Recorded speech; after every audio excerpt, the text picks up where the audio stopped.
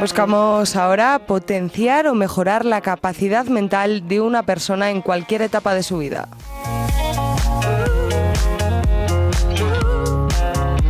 Buscamos trabajar áreas de la memoria, del lenguaje y de la atención.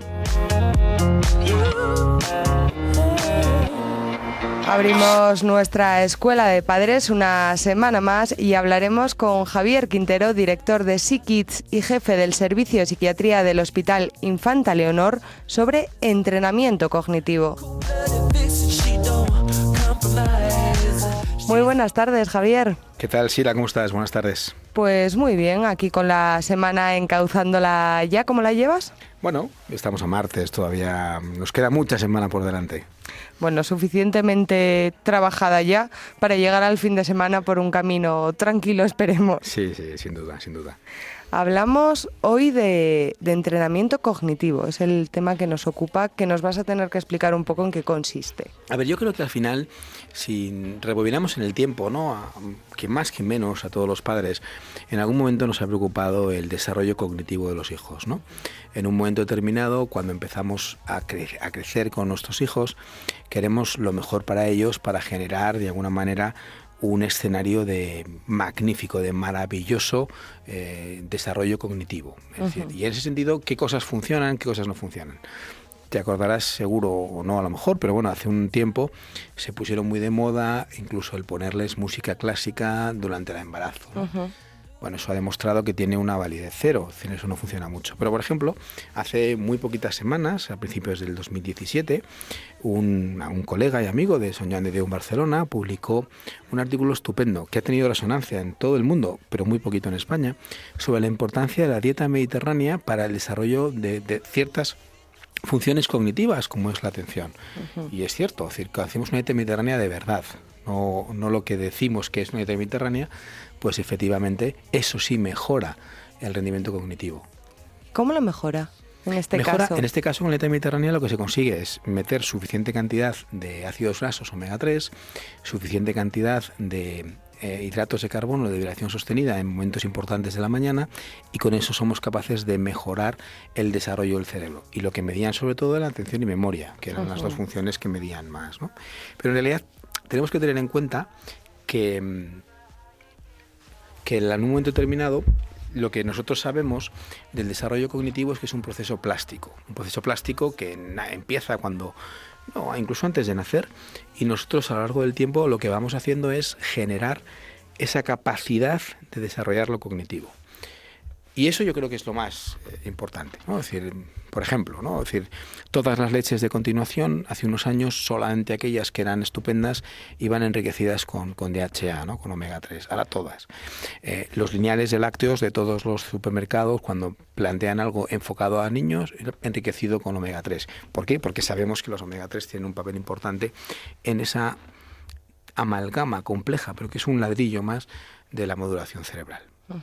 Estamos hablando de alimentación, en este caso comenzaste por la parte musical, que nos dijiste que ese caso en concreto no era muy útil, no producía resultados. ¿Qué más ámbitos abarca el entrenamiento cognitivo? Bueno, ahí también todo un escenario cada vez más importante y creciente de gamificar el día a día de los chavales, es decir, de juegos, estrategias, trabajos cognitivos que a través de ordenadores, tabletas, smartphones, somos capaces de generar algún tipo de ejercicios.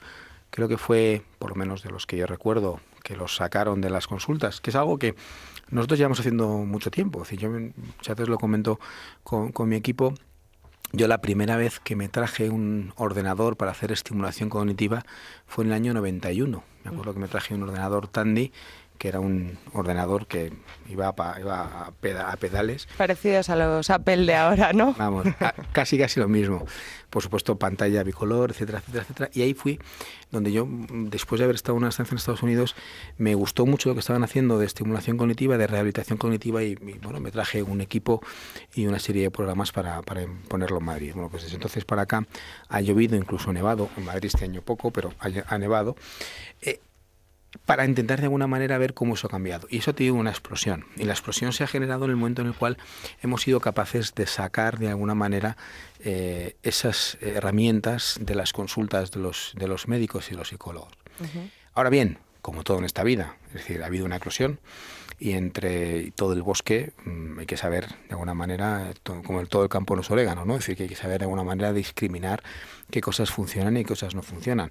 Hay algunos que han directamente, sin ningún tipo de validación previa, han ideado un proyecto, lo han metido en una aplicación, en un software y lo han comercializado con todo lo lícito, ¿no?, que puede ser. Y hay otras situaciones donde realmente lo han hecho a la inversa, es decir, oye, tenemos una idea, la trabajamos, la evaluamos, realmente vemos si esta idea que hemos tenido se contrasta, el método científico lo valida, y entonces eso me merece mucho más respeto, ¿no? Mucho más respeto. De estas, la que a mí me parecía, la primera fue el Captains of Tools, que fue un programa americano que se empezó a generar en los años 90, que me parece que claramente ha sido el pionero en este sentido, y de especial mención en desarrollo nacional hecho por la gente de la Politécnica de Madrid y la Complutense, Syncrolab. Syncrolab ha generado un programa de estimulación cognitiva que yo creo que tiene mucho sentido y está, muy bien organizado y sobre todo con todo un fondo de metodología científica para validar que lo que están haciendo tiene sentido, ¿no? Uh-huh.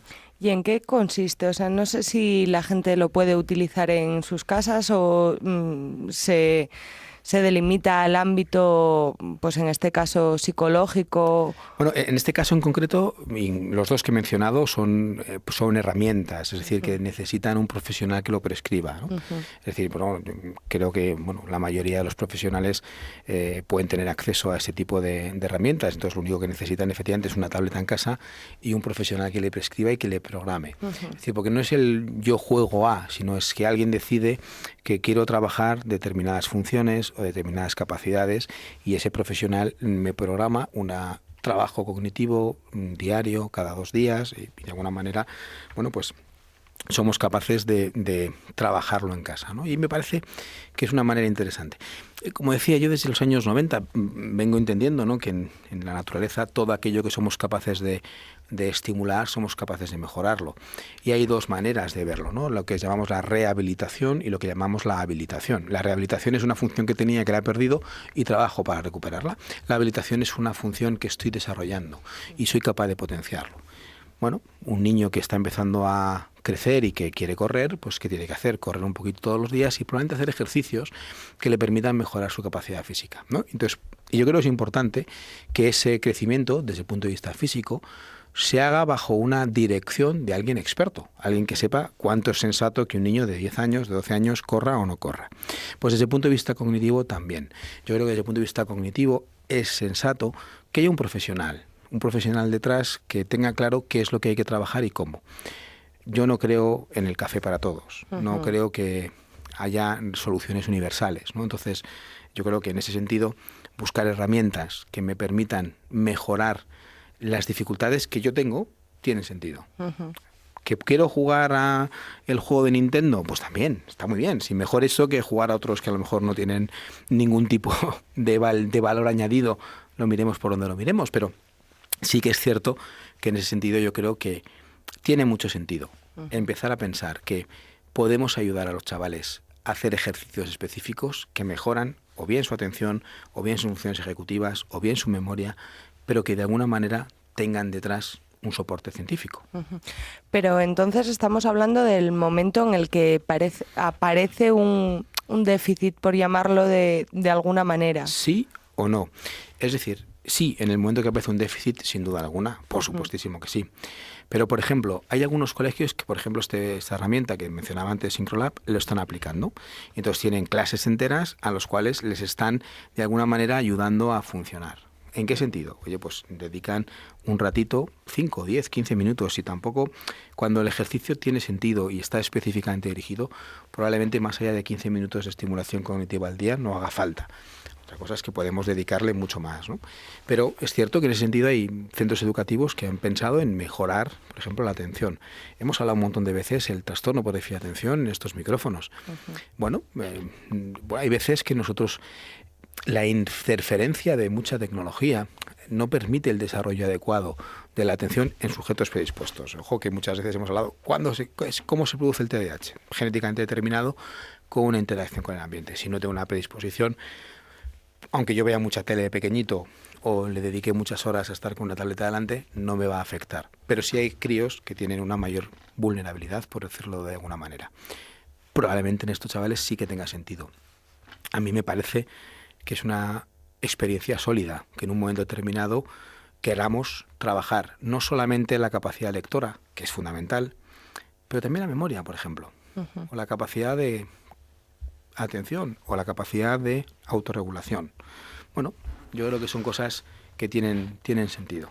Diariamente nos bombardean con cientos de informaciones, por poner una cifra, no sé si cientos es la adecuada, diferentes. Y también en este sentido volvemos al ejemplo de la música que tú ponías al principio. ¿Recomiendas siempre filtrarlo a través de un profesional para que los padres luego lo apliquen en casa?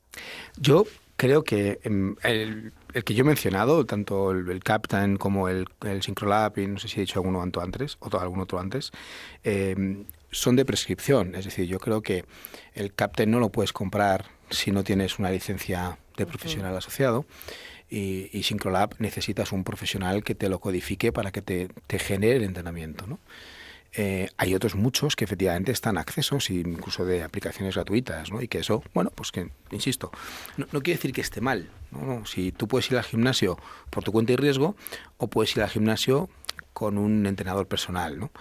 Bueno, no quiere decir, insisto, que el ir al gimnasio esté mal, pero probablemente está mejor ir al gimnasio con un entrenador personal, máxime si estamos en un área del funcionamiento que tampoco tenemos claro cómo funciona. Oye, porque correr 30 minutos en la cinta y hacer 200 abdominales, mal que bien lo puede hacer cualquiera, ¿no? Pero si uno quiere hacerlo bien y tal, pues bueno, pues no pasa nada por consultar a un entrenador personal. Claro, es que eso mismo te iba a preguntar, tomando tu mismo ejemplo, si al final estás haciendo series de 200 repeticiones de un ejercicio y lo estás haciendo mal, puedes llegar a hacerte daño. Entonces, ¿cómo discernir entre aquellos trabajos cognitivos que aparecen, pues eso, en publicaciones cada cierto tiempo, que son buenos, y cuáles son ineficientes o incluso pueden llegar a ser perjudiciales? Perjudiciales como tales, yo no me atrevería a decirlo. Es decir, es cierto que te puedes hacer daño haciendo unas abdominales mal hechas, pero haciendo ejercicios que pueden tener una validez intrínseca, pues efectivamente yo creo que sean contraproducentes, no lo termino de ver. De hecho, creo que no. Perder el tiempo simplemente. Efectivamente. Es decir, no, y sobre todo, malgastar una magnífica oportunidad, ¿no? Es decir, yo creo que al final, mira, una de las cosas que a mí me está siendo tremendamente útil con mis chavales es acercarme a ellos. Es decir, yo que me peleo mucho, como sabes, con el uso de las tecnologías, de las pantallas, ¿no? Pues el negociar con ellos que van a estar trabajando 15 minutos en casa todas las tardes con un programa, el cual yo sé que por un lado ellos, pues van a estar con la tableta y van a estar de alguna manera con su entorno, ese entorno que les gusta, es un win-win. ¿Vale? Tú vas a jugar con la tableta, pero a lo que yo quiero. Bueno, fenomenal. Luego habrá que efectivamente negociar y que después puedan jugar a lo que ellos quieran también un ratito, por supuesto. Pero bueno, es una manera también de utilizar sus propias estrategias para hacerle lo que el día a día es más llevadero, ¿no? Si te parece, vamos a terminar esta sección convenciendo a aquellos oyentes que ahora mismo estén pensando si está bien, pero no sé yo si en casa puedo hacerlo, me apetece, es un esfuerzo que al final tampoco va a repercutir tanto. ¿Qué beneficios tienen los entrenamientos cognitivos en este caso? Claro que tiene un esfuerzo, y nos pasa lo mismo que con los gimnasios. Es decir, al final, ¿cuánta gente empieza de enero, se apunta al gimnasio y en febrero ya ni van y pagaron todo el año, ¿no? O sea, es distinto. Pero bueno, sí que es cierto que exige un esfuerzo, exige un punto de autodirección. Y fíjate, yo en aquellos chavales que les cuesta más esa autodirección de hacerlo, es donde veo que es más importante que lo hagan. Es decir, aquel crío que de repente coge fácil la tarea y que que todos los días dedica sus 15 minutos a su estrategia de estimulación cognitiva y lo hace sin, entre comillas, rechistar, pues a lo mejor realmente se diría, pues que lo haga bien, fenomenal, pero es en el otro el que le cuesta, ese le requiere un sobreesfuerzo, tanto de organización como las propias tareas en sí mismas, porque al final las tareas, de alguna manera, si están bien organizadas, van a trabajar sobre aquellas áreas del funcionamiento del chaval que son las que no están tan bien. No quiere decir ni siquiera que estén mal, simplemente que no están tan bien. Con lo cual, ¿qué es lo que encontramos regularmente? Que al chaval le cuesta. Y como le cuesta, no quiere hacerlo. Y como no quiere hacerlo, pues al final efectivamente estamos en ese tira y afloja de tengo la tableta y no soy capaz de hacer esos 15 minutos de ejercicios. Es precisamente en esos chavales donde mamá y papá tienen que fajarse un poco más, pero que al mismo tiempo que si le ponen un juego en la misma tableta, el niño está encantado y le puede dedicar el tiempo que le dejen. Es precisamente en esos chavales donde yo haría más hincapié en lo beneficioso a medio y largo plazo de ese tipo de acciones, encaminadas a la estimulación cognitiva. Pues muchísimas gracias por descubrirnos esta tarde un ámbito que yo creo que no es muy conocido en general en relación con otros temas que hemos abordado, pero es igual de interesante. Yo creo que sí, yo creo que son las cosas donde la tecnología nos ayuda a ser mejores. Tantas veces que la criticamos, a veces hay que poner en valor también sus puntos fuertes. Muchas gracias. Muy buenas tardes, hasta luego. Gente Ni Hao.